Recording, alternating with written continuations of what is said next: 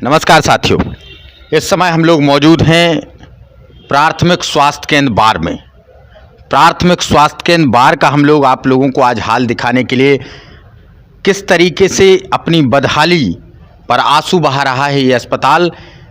कई वर्ष पूर्व यहाँ ये अस्पताल बंद हो चुका है, लेकिन मेन बस स्टैंड पर ये अस्पताल है और इसमें कितनी गंदगी है ये आज हम आप लोगों को दिखाएंगे। इससे पहले आप सभी लोगों से निवेदन, हमारे चैनल RL बार जर्नलिस्ट को आप सभी लोग सब्सक्राइब करें, साथ में बेल आइकन दबा दें जिससे आगामी कार्यक्रमों की खबरें आप लोगों तक पहुँच सकें। तो हम अपने कैमरामैन से कहेंगे चारों तरफ घुमा करके दिखाएं एक बार कितना कचरा यहाँ पर पड़ा हुआ है।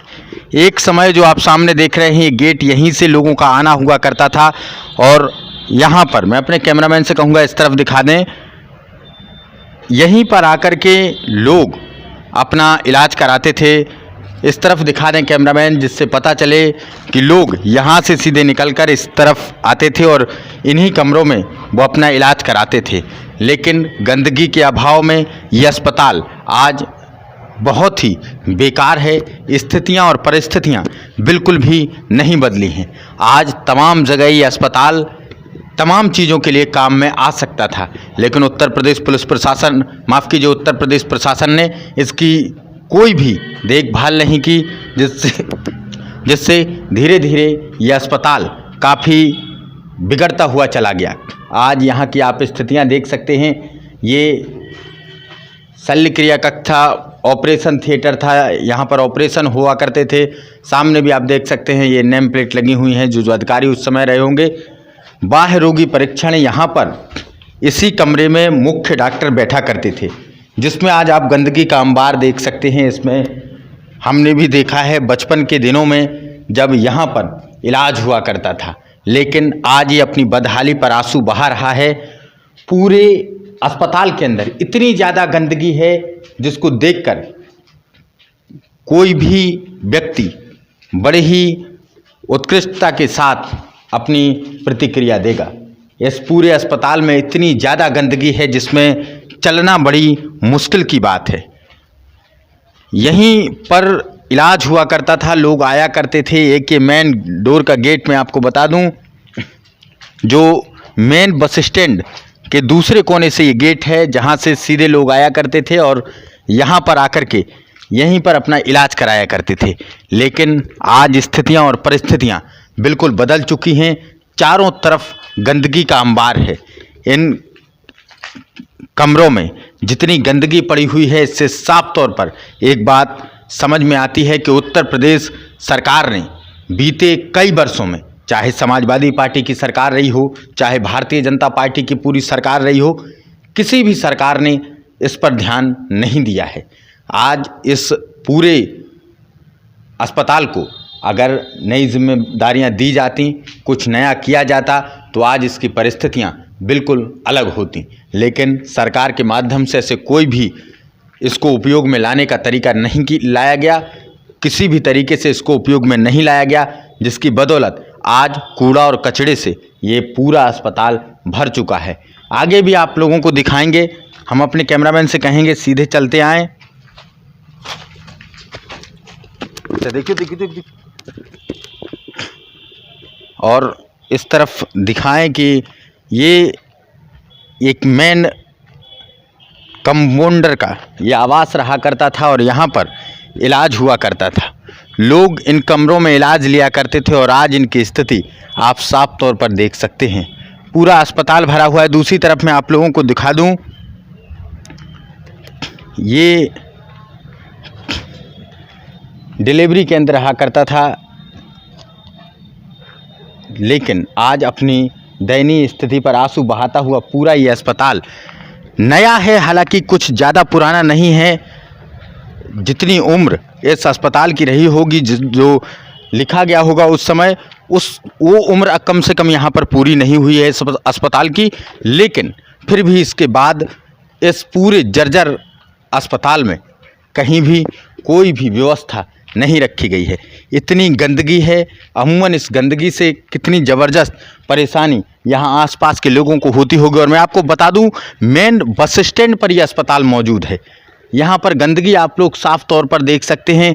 कितनी बीमारियाँ इस गंदगी से फैलती होंगी। चारों तरफ पूरा अस्पताल कितनी दयनीय स्थिति में है, कितनी बुरी स्थिति में है, ये आप लोग साफ तौर पर देख सकते हैं। आगे आप लोगों को एक और आवास हम लोग दिखाएंगे जहाँ डॉक्टर पीके भदौरा अपने समय के एक अच्छे डॉक्टर और एक बड़े डॉक्टर जो रहा करते थे। जब कभी रात में लोगों को इलाज की ज़रूरत पड़ती थी, डॉक्टर पीके भदौरा वो इसी आवास में रहा करते थे। मैं आप लोगों को बता दूं, यही वो आवास है जहां डॉक्टर पीके भदौरा समेत और भी जो मुख्य डॉक्टर रहे वो इन्हीं आवासों में रहा करते थे। उनका निवास यहां पर होता था और उसके बाद वो लोग यहीं पर दवाइयाँ लोगों को देते थे और लोगों को इलाज में कुशलता मिलती थी। लोग आते थे, ठीक होते थे। कभी रात में लोगों को ज़रूरत पड़ जाती थी, डॉक्टर पीके भदौरा समेत तमाम डॉक्टर यहाँ आए और यहीं पर रहे। आज इन आवासों की हालत आप लोग देख सकते हैं, कितनी दयनीय स्थिति में ये अस्पताल इस समय यहाँ पर पड़ा हुआ है। संपूर्ण अस्पताल में जो गंदगी की स्थिति है, उत्तर प्रदेश शासन से मैं निवेदन करता हूँ कि आगे जाकर कम से कम कुछ ध्यान इस तरफ भी दे लें। आज ये अस्पताल अपनी खराब स्थिति पर आंसू बहा रहा है। तमाम जगह खबरें आई कि अस्पतालों का सुंदरीकरण हुआ और भी तमाम जगहों का सुंदरीकरण हुआ, लेकिन ये अस्पताल आज भी जहां का तहां है। पूरे अस्पताल में आप लोग गंदगी देख सकते हैं, कितनी बुरी तरीके से इस पूरे अस्पताल में गंदगी फैली हुई है। आगे भी पीछे से लगा करके यहाँ तक मैं आप लोगों को दिखा करके लाया हूँ। बचपन का वो समय रहा करता था जब हम लोग यहीं पर क्रिकेट खेला करते थे और ज़िंदगी की जब शुरुआत हम लोगों की हुई उस दौरान हम लोग यहीं पर क्रिकेट खेला करते थे। लेकिन आज आप यहाँ की परिस्थितियाँ देख सकते हैं, कितनी ख़राब हो चुकी हैं। यहाँ पर कोई आने वाला नहीं है। वहाँ से यहाँ तक हम लोग आप लोगों को ये फुटेज जब से दिखा रहे हैं, कोई भी व्यक्ति हम लोगों को नहीं दिखा, क्योंकि यहाँ पर जो परिस्थितियाँ हैं बड़ी ही दयनीय हैं। स्थितियाँ बहुत ही बेकार हैं। यहाँ आदमी आना भी उचित नहीं समझता है। मैं अपने कैमरामैन से कहूँगा इस तरफ भी फुटेज को दिखा दें। ये कमरे किसी समय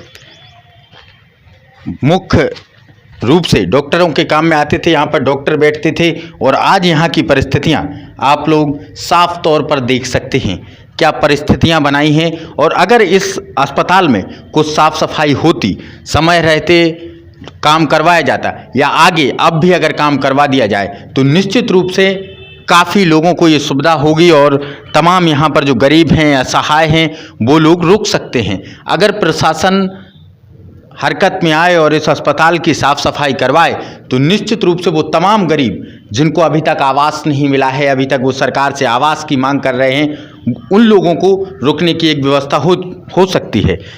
तो मैं निवेदन करूंगा सरकार से कि कम से कम इस अस्पताल का साफ सफाई आप करवाएं और निश्चित रूप से गरीबों को काफ़ी लाभ होगा। उन गरीबों को इसी अस्पताल में आप रुकने के लिए उन्हें स्वीकृति दें, जिससे इस क्षेत्र के उन गरीब निर्धन लोगों की समस्याओं का समाप्तिकरण होगा। बहुत बहुत धन्यवाद आप सभी का। हमारे चैनल RL वार जर्नलिस्ट को आप सभी लोग सब्सक्राइब करें, साथ में बेल आइकन दबा दें, जिससे आगामी कार्यक्रमों की जानकारी आप लोगों तक पहुंच सके। बहुत बहुत धन्यवाद।